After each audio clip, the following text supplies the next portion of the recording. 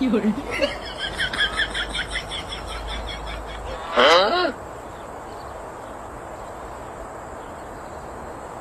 Nilagay mo ang switch doon, paano mo bubuksan yan? Gagana yan.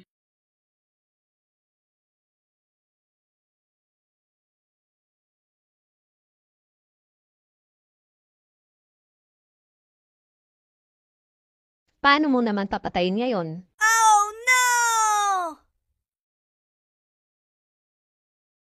Bumaba ka na dyan.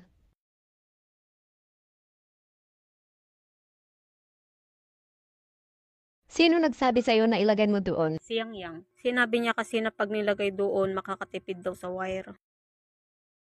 Anong problema?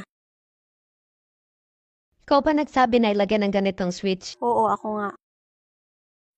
Ngayon sabihin mo, paano mo papatayin ang fan na to?